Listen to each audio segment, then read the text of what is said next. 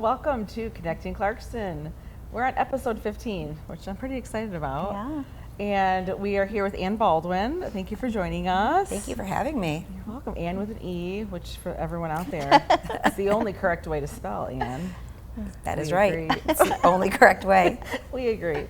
Well, good. Well, thanks for being here. So can you tell us, what is your connection to Clarkston? You're from here, I believe, correct? Yes. So I was born in Clarkston, grew up here, took a little segue to Sweden with my family for a few years, came back, graduated from Clarkston High School, immediately left and said I was never coming back. And about 14 years later, I moved back, and I've been back here in Clarkston with my family for the past 5 years. Oh my God, that story is very familiar. Like, it's kind of my story too, but a lot of people who are like, I'm never coming back. Yeah. And then all of a sudden, Yeah. there you are. Here we are, we're back. You were back and raising our kids here and that whole thing. Well, that's good. Where did you go in your segue? New York City Oh. and New Jersey. Okay. And how did you decide to go there? I ended up going to college at the Fashion Institute of Technology, which is in New York City. And my parents both are from that area.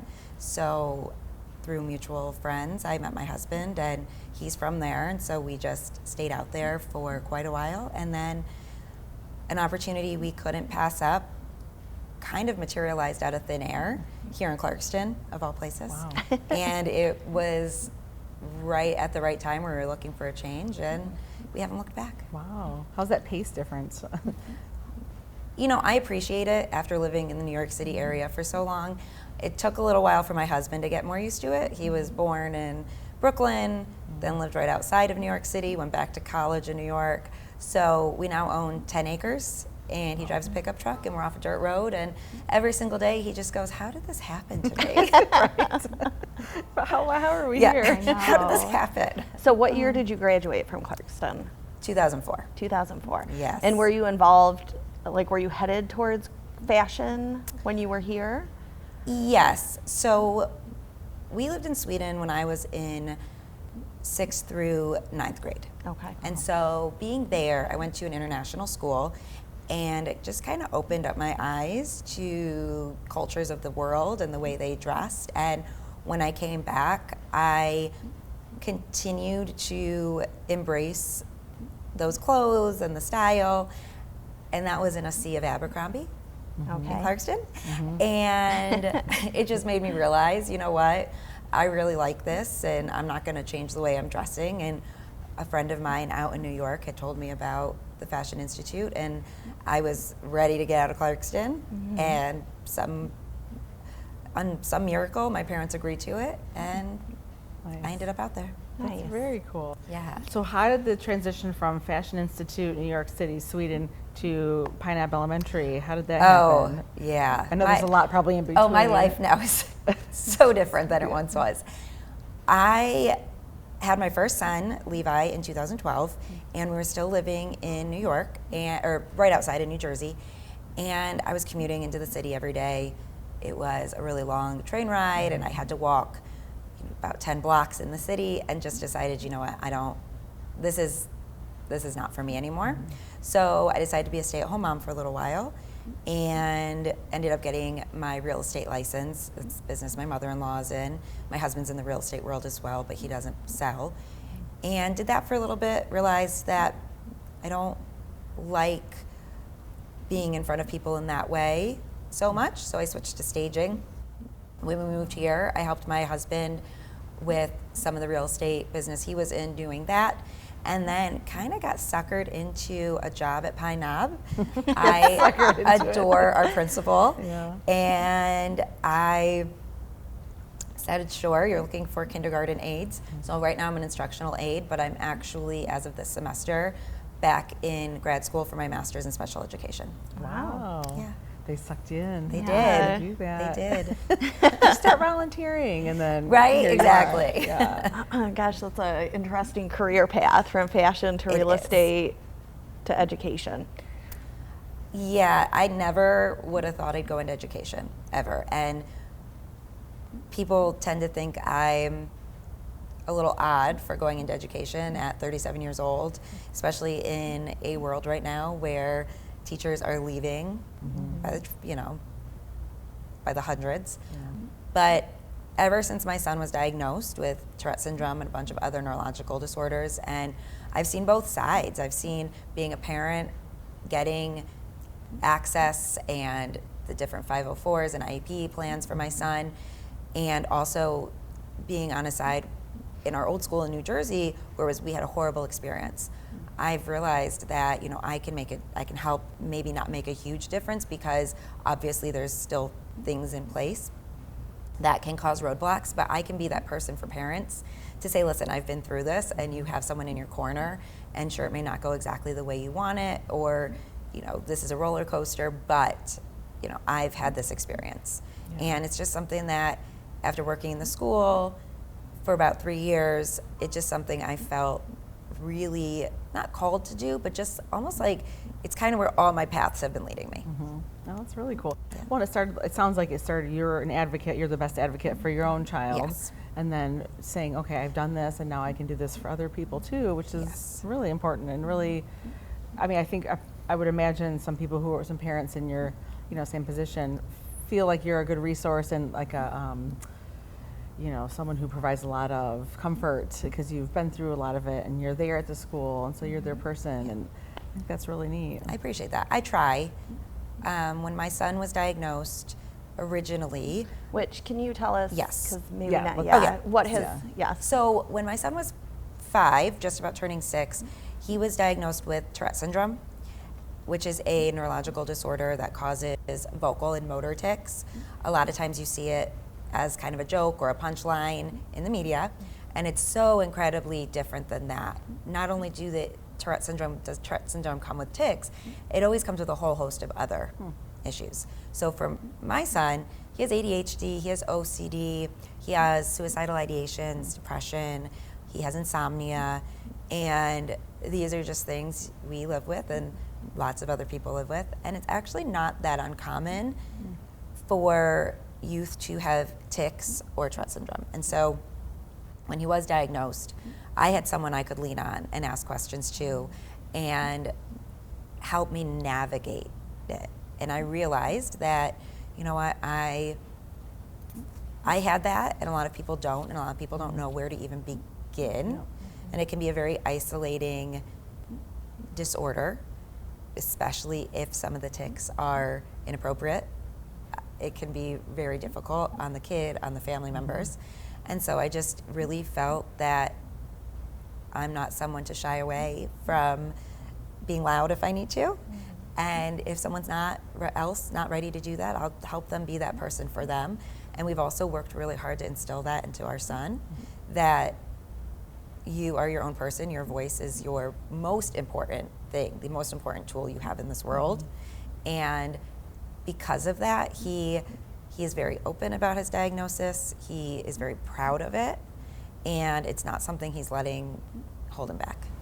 That's amazing. I really feel like you don't hear a ton of people advocating about Tourette's, you know, and their experience with it. And I don't know, maybe that's just me, and it's one of those things, once Yeah. you're aware of it, you hear more about it. Well, I think what you were saying too, like it's portrayed in the media in a certain way. Yeah, like this it is. comical thing. Yeah, so it is. I guess I would like to know too, because I agree. I don't think I know a ton about it.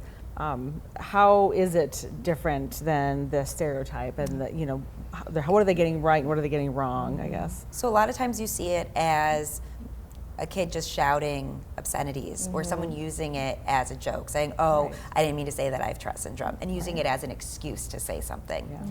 However, tics can be anything. Only 10% of the population of those who have Tourette have the vocal tic where you say inappropriate, crude things, and that's called coprolalia, and that's what you tend to see portrayed in the media.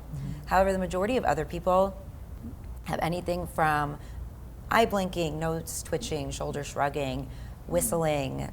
Right now, my son has a full body tic where his whole body jerks back and forth. He once spent 3 weeks making sounds like a police siren, like the woo woo sound. So it can range, almost anything can be a tic, and they can come and go, and new ones can show up and be there for a day or two and never see them again, and other ones can be there for a really long time. People who have Tourette syndrome can sometimes pick up tics from other people. So when we've gone to conferences or other events where there's a lot of people with Tourette syndrome, you'll hear one person maybe say or do something on one side of the room, and then you slowly hear it go around the room because everyone's echoing each other, which ends up actually, everyone just ends up laughing because it ends up being just really loud and humorous, and sometimes you have to laugh about it. So, you know, I think a lot of people, there's still a stigma around it, and there's a lot of shame around it. We have had an instance where my son had been saying inappropriate words as a tick, and people don't realize, you know, he'd come home crying, just so upset because he said, you know, I can't stop this, and it's a horrible word, it's a horrible thing to be saying, and thankfully it went away. And I think that's why a lot of people don't talk about it, because there is unnecessary shame around it. Is it something where there's therapy? Do people grow out of it? Is it? So some people can grow out of it in a sense that their tics will lessen, or they maybe know how to manage it better. Okay. There's no cure for it. There are not off market, but off usage medications that are for other things that can help lessen the tics. Okay. And there is specific therapy that is called CBIT that can help you basically learn how to take one tic and put it into something else that maybe won't be as noticeable, as painful, as loud. So, but a lot of that stuff, they really say is hard for anyone under the age of 12 or 13 to learn, just because of where your mental growth is. Yeah. Are there things that set off tics in particular? You know, is it like high stress or, you know, something that he knows is a precursor? Yes, for my son, definitely stress, definitely anxiety. If he's really tired, he'll tic a lot, and then if you mention it.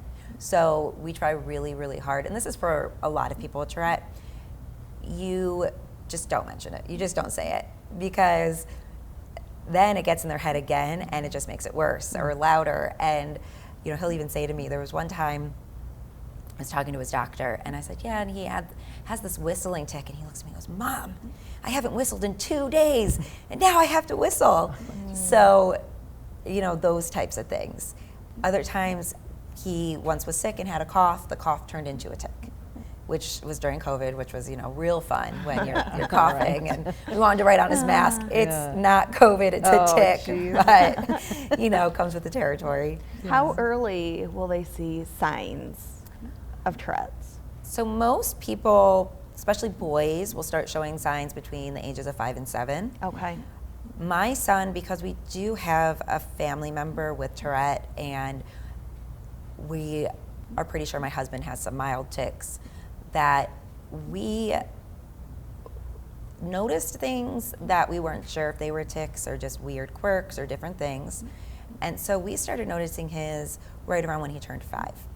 And for it to be Tourette syndrome, you have to have both a vocal and motor tic for at least a year. Okay.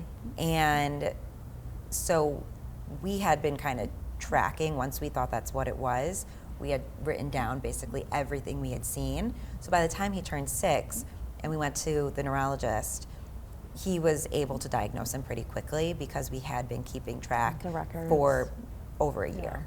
Oh, wow. Gosh. And so tell me, obviously you guys wrote this book, you and Levi together. Yes. Was this pretty recently? Because he's 10? Is that how old he is? He's 11. He's 11, okay. And we wrote that in 2021 during the shutdown. Both of my boys stayed home and did virtual school that year. And it's something that he and I had talked about. I am not an author. It is not something that I ever thought I would do. But we really wanted to kind of come up with something for not just representation for him in classrooms, but to give other kids a really easy way to start having a conversation with their grown-up about these differences. And I figured if we were going to make the biggest impact, then going with kindergarten through 3rd or 4th grade is the best time and place to start doing it. Yeah, so it's called What Makes Me Me. Yes. And it's co-written. Yes. By you and Levi.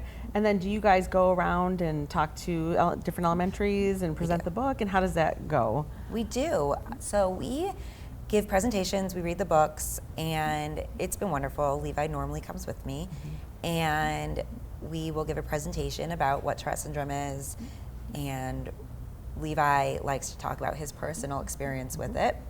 And then we read the book, and kids will normally have questions. And the whole idea of the book is that everyone has differences, and those differences are your superpower. And it'd be a really boring place if we all were exactly the same. Right. And so a lot of kids will end up, raising their hands. I wear glasses, or I have ADHD too, or different things, and they're so proud about it. And what's really cool, what we do with the book is we donate the books as well, not just for every one that is purchased. We donate them to schools, we donate them to community centers, and to date, we've actually donated over 2,000 copies. Wow. Nationwide. Oh, wow. Yeah. That's Very amazing. cool. Yeah. And what is it that someone like Levi and his age group or anybody would like other people to know? Like, this is what I want you to know. This is a takeaway from Tourette's. I'm sorry, I think I'm saying it wrong too. I hear you say Tourette. but I'm Tourette saying is, yeah, you Tourette. can say Tourette's, but S on the I end. know, I know, I was yes thinking- on the end. I'm also thinking, does it stand for something, or how did that name come to be? I cannot remember his first name, but it was the first doctor to give a name to it. And his last name was Tourette. He was Okay. French. That makes sense. And then one other question I had, like, are there support groups? Are there other children in Clarkston schools that you've been able to connect with that are dealing with the same thing? There are some Okay. kids that we know of and have been introduced to. And however, most of our support groups come from outside of this area. Okay. We're pretty active in the Tourette Association of America, which is the only major organization, government research-backed organization for Tourette Syndrome. And we've met a lot of kids his age through that. He's a junior youth ambassador for them, which means he went and was trained on how to speak about Tourette, to learn more about it. And so it was a really great experience for him. He got to meet other kids around the country his same age, and so they stay in touch. They play video games together. We try to get them together at least once a year. I would have to imagine this book is a nice resource It is. then for that group as well. It is, And yes. donating 2,000 copies is amazing. Amazing. Yeah. And how cool that he can get up and speak about it, Yes. and he's owning it and being out. I think that's such a Yeah. such an amazing quality. It is. We're That's really, very really cool. proud of him, and we always say to him, the minute you don't want to be vocal about it, the minute you don't want me sharing on social media about it, we will stop. It's always his decision on what we post, what he talks about at a presentation, because at the end of the day, it is his journey, it's his Personal, autonomy and his yeah. personal story. Right. And I said, I'll just if there ever comes a time you don't want to, or you want to take a break, I can talk about it in a broad sense or from a mom's point of view. But he, as of right now, is very proud of it. So we're Yeah. Well, that's amazing. And we'll have a copy of this as well. But Yeah. so this is a Yeah. weird Changing. transition. Yeah. But there's like a few things we definitely want to talk to you Yeah. about, and that's obviously the big one. But how did you get involved with Mrs. Michigan in this competition? Was that what you thought I was going to ask about? Yes. Okay. I was waiting for. I was like, how will you transition? I'm not going to. I'm There just you go. gonna- Hard stop. Hard stop. I'm just so part of curious. it was the advocacy, actually. Okay. I am so not a pageant person, never would have been before in my life. I have tattoos, I'm 5'1", I have short hair, I've shaved side of my head, which is not what you think of when you think of pageant woman, right? And it's 2021 and been sitting in my house and I'm It's a scrolling. big year for your family. It was. I'm scrolling. When we did the math, I think we were home for something like 500 straight days with our gosh. kids. Oh, yeah. So because they did virtual school, my husband works from home. It was a lot. It was a lot of mail Yeah. in Yeah. the home. Yeah. So I'm scrolling Instagram one day and I see this. I guess it was an ad or a post somehow showed up in my feed for Mrs. Michigan. And I'm talking to one of my sisters, and she jokingly said, "You should do it." And now I have 3 sisters, and the rule is you don't back down from something. You don't back down from a challenge. Oh my gosh. So I go, okay, challenge accepted. Here we go. Oh my gosh. And so I decided to do it, and I do everything 100%. And so I jumped in, and the Mrs. Michigan pageant has 2 titles, and I ended up with one of them. And went to Las Vegas for 12 days and competed at the Mrs. America and Mrs. American pageant. And since then, I've kind of continued to compete in other systems. And a big reason I did was because it has really opened up a lot of doors for me to talk about Tourette and talk about Levi. And a lot of those donations of our books have come from other title holders donating them for me. I actually was able to get a woman, a title holder, ranging from elementary school all the way up to they have senior, 50 or 60 plus pageants, to donate copies of my books in every state, even Alaska, Hawaii. And so it's been a really, what started out as just something kind of silly and funny, has turned into something I really enjoy doing, which I used to be kind of embarrassed to say that because there's, again, a stigma around it, but now I own it. And, it's fun. And it also has given me a really big platform on a national stage to talk about these issues. That's Very very cool. awesome. What's something surprising that people may not know about those pageants and those competitions? Like, we have this idea of what they are, but what's something like an inside view of it? The women are actually, at least in the misses, because we tend to be older, these are incredibly smart women. You have doctors, lawyers, politicians. You have women who have done really amazing things. And yes, do you pile on makeup and wear 6-inch heels on a stage? Yes, you do.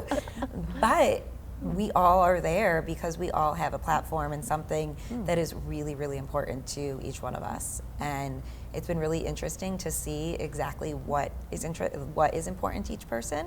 But just hearing these women talk about these different causes with such passion. And, I say, I've donated 2,000 books. There's women who have raised and donated, $200,000 to causes. And a lot of that has come from their pageantry and the reach it's been given them.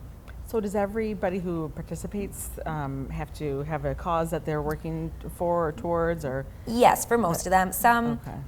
are just, how great do you look on stage? But every pageant does have an interview component. And I tend to look for the ones where it is more based on your community service work, your platform, and how you can use that stage to help Make a difference. just make a difference and bring bigger light to what you're trying to do. Oh, and what are you, like you said, you're also competing in, since then, other ones? Yes. And what are those ones? So I'm going to be, with my life and working and going back to school, I also coach Clarkston Middle School cheer, sideline and competitive, which actually is my favorite of everything I do. I love it. It's so much fun. But I'm going to be competing again in July. It's a brand new system, and it'll actually be here. It'll be in Detroit, which normally I have to travel. You go to nationals, they're Florida, Vegas. So it'll be in Detroit, which will be fun. And so that pageant is called United Universe, and they are a very, very inclusive, truly diverse pageant. And they're based on, they consider themselves more of an educational pageant.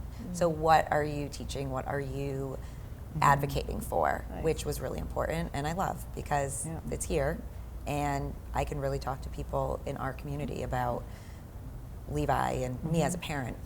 That's awesome. And if someone else was interested in getting involved, what's the resource for others thinking about it? So for Mrs. Michigan, I actually help out with those pageants and I'm close to the director.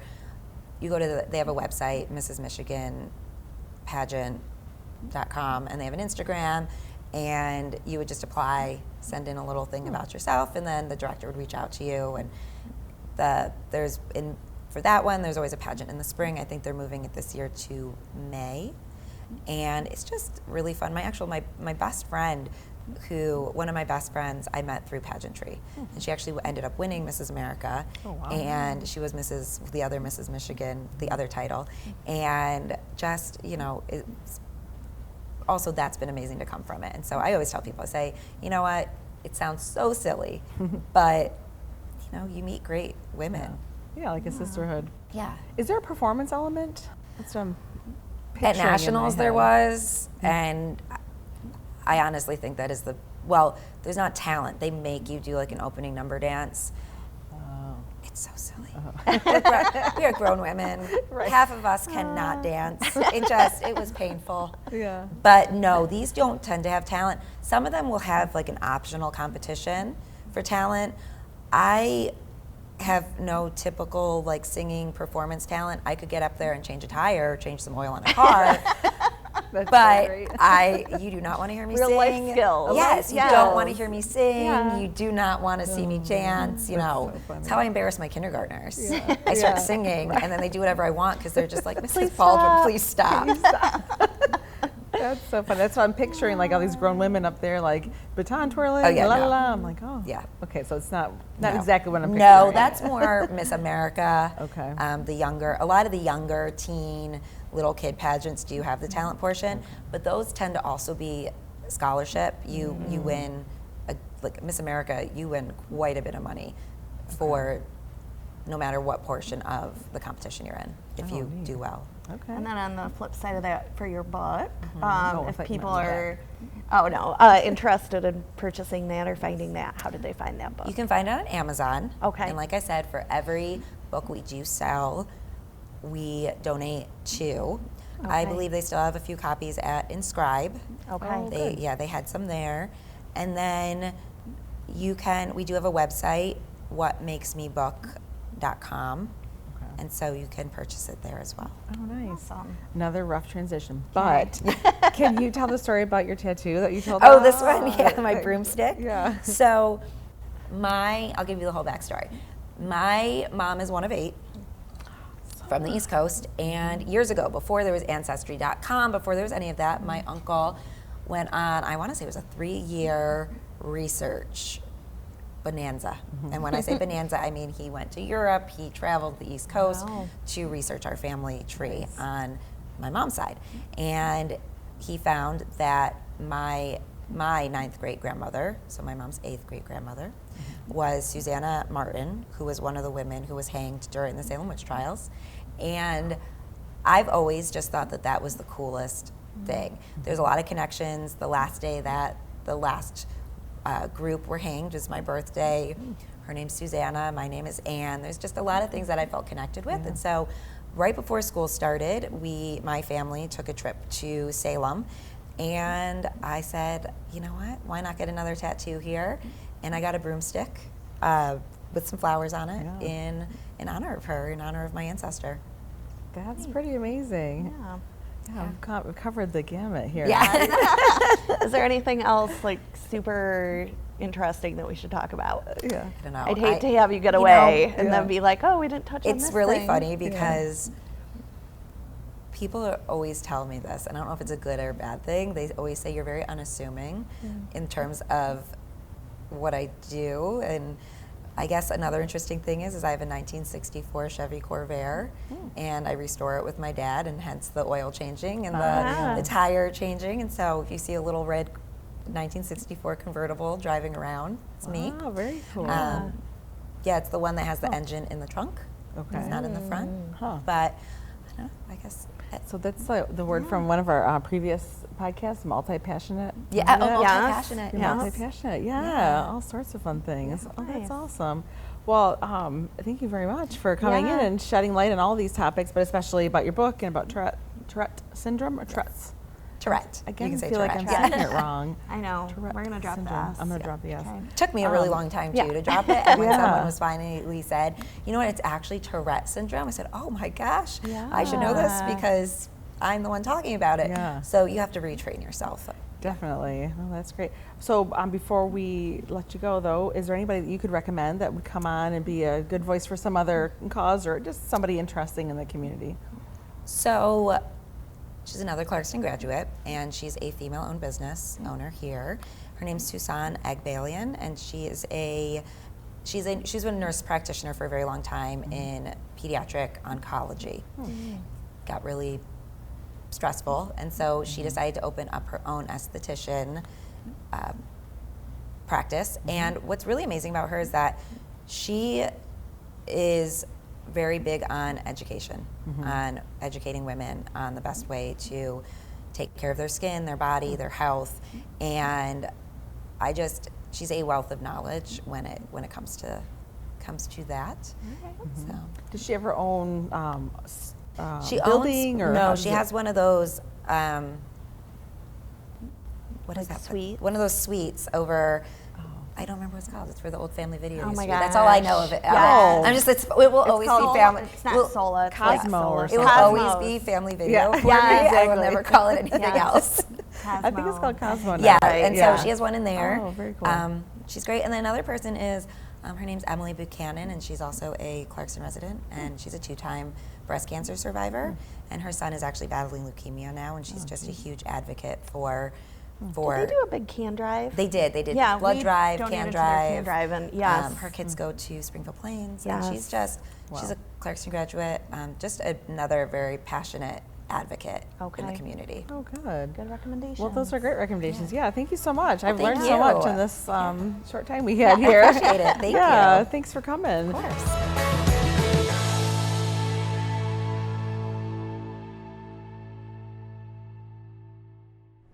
This podcast is brought to you by Independence Television, located inside Clarkston High School. The views and opinions expressed in this program are those of the speakers and do not necessarily reflect the views or positions of Independence Television, Independence Township, or Clarkston Community Schools.